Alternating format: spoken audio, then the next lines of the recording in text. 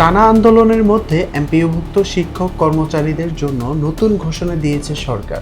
রবিবার অর্থ মন্ত্রণালয়ের এক অফিস আদেশে জানানো হয়েছে, বেসরকারি শিক্ষা প্রতিষ্ঠানে কর্মরত এমপিওভুক্ত শিক্ষক কর্মচারীদের বাড়ি ভাড়া মূল বেতনের ৫% অথবা সর্বনিম্ন ২,০০০ টাকা নির্ধারণ করা হয়েছে। অর্থ বিভাগের প্রবিধি অনুবিভাগের উপসচিবের স্বাক্ষরিত ওই আদেশে বলা হয়, সরকারের বিদ্যমান বাজেটের সীমাবদ্ধতা বিবেচনায় এই সিদ্ধান্ত নেওয়া হয়েছে। এছাড়া ভাতা প্রদানের ক্ষেত্রে সব ধরনের আর্থিক বিধিবিধান মেনে চলতে হবে। অনিয়ম ঘটলে দায়ী থাকবে বিল পরিশোধকারী কর্তৃপক্ষ। এর আগে ৩০ সেপ্টেম্বর সরকার এমপিওভুক্তদের বাড়ি ভাড়া ভাতা ১,০০০ টাকা থেকে বাড়িয়ে ১,৫০০ টাকা করেছিল। তবে তা প্রত্যাখ্যান করে আন্দোলন চালিয়ে যাওয়ার ঘোষণা দেয় এমপিওভুক্ত শিক্ষা প্রতিষ্ঠান জাতীয়করণ প্রত্যাশী জোট। এই সংগঠনের ডাকে শিক্ষক কর্মচারীরা ১২ অক্টোবর থেকে জাতীয় প্রেস ক্লাব ও শহীদ মিনারের অবস্থান কর্মসূচি পালন করেন। তারা সচিবালয় অভিমুখে লং মার্চ, শাহবাগ মোড় অবরোধ সহ নানা কর্মসূচি পালন করেছেন।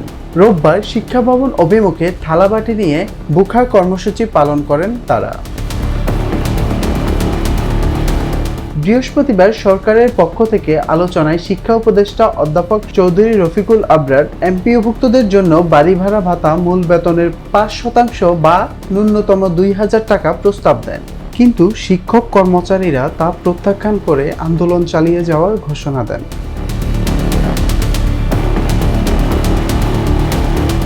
তাদের মূল দাবি বাড়ি ভাড়া মূল বেতনের ২০%, চিকিৎসা ভাতা ৫০০ টাকা থেকে ১,৫০০ টাকা এবং উৎসব ভাতা মূল বেতনের ৫০% থেকে ৭৫% উন্নীত করা। বর্তমানে এমপিওভুক্ত শিক্ষক কর্মচারীরা জাতীয় বেতন স্কেল অনুযায়ী বেতন পান।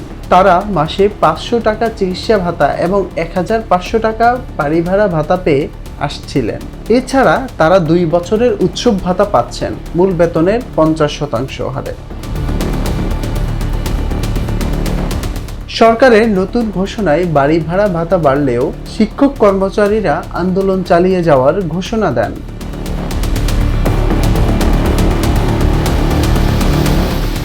News desk, Global Voice 24।